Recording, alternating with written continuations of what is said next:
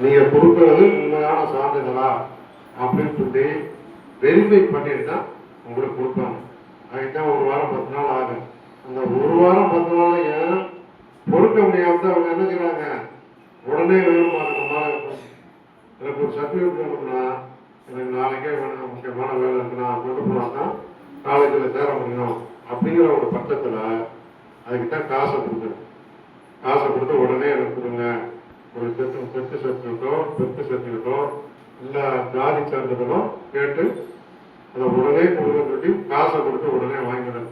1 வாரம் 10 நாள் பொறுக்கிறது. அதுக்கு பேர் தான் லஞ்சம்.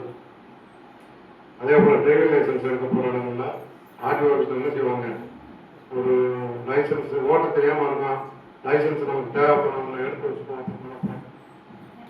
அப்போ அவங்ககிட்ட போய் என்ன செய்வாங்க, பணத்தை கொடுத்து 2000 3000 பணத்தை கொடுத்து, அதுக்கு சில புரோக்கர்லாம் ஊரில் இருக்காங்க, அவங்ககிட்ட கொடுத்து வாங்கிட்டு போனால் வாங்கி கொடுத்துருவாங்க. போய் வண்டியை ஓட்டுறது மாதிரி உட்காந்துருப்பார், மூவ் பண்ண கூட கொடுத்துருவாங்க. அதனாலலாம் ஆக்சிடென்ட்டு நிறையா ஆகும்.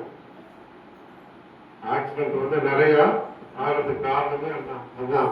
கார் ஆக்சிடென்ட்லாம் ஆகிறதுக்கு காரணம் ஓட்ட தெரியாமல் லைசன்ஸை வாங்கிடுறது, பணத்தை கொடுத்து போய் 4 பேர் 5 பேரை முட்டி என்ன காடி பண்ணி விட்டு போகுது. அதனால அவன் லைஃப்பும் போய் நம்ம நடந்து போகக்கூடிய லைஃப் வந்து ஒரு அப்போ அந்த மாதிரி வாங்குற சர்டிஃபிகேட்லாம் பணமானது நீங்கள் கொடுத்து வாங்கணும்னு நினைக்கவே கூடாது.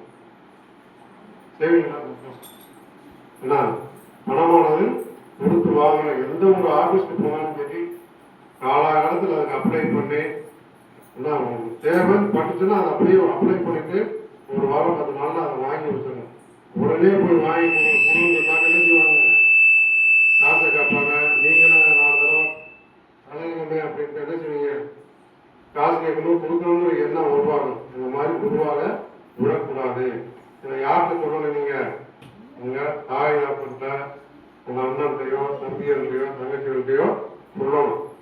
விவரம் தெரிஞ்ச ஆட்கள்கிட்ட சொல்லணும். அந்த அல்லது உங்கள் ரிலேஷன் யாராவது இருப்பாங்க பக்கத்தில், கம்யூனிட்டி சர்டிஃபிகேட் வாங்க போகிறோம், டெத்து சர்டிஃபிகேட் வாங்க போகிறோம், பணம் கொடுத்து வாங்காதீங்க அப்படிங்கிறத நீங்கள் சொல்லணும்.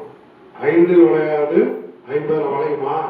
அப்போ சின்ன பிள்ளைகள என்ன செய்யணும், நீங்கள் பணம் கொடுத்து எந்த வேலையும் செய்யக்கூடாது, எந்த ஒரு காரியத்தையும் சாதிக்கக்கூடாதுங்கிற எண்ணமானது இந்த வயசுலேயே உங்களுக்கு மனசுல பதியும். அது ரொம்ப முக்கியமானது.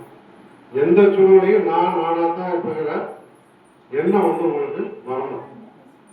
எவ்வளவோ தூரம் ஆசிரியர்கள் சொல்றாங்க, டீச்சர் இது பேரண்ட்ஸ் சொல்றாங்க, யாரு சொன்னாலும் இந்த காலத்து பிள்ளைங்க கேட்கறதில்ல.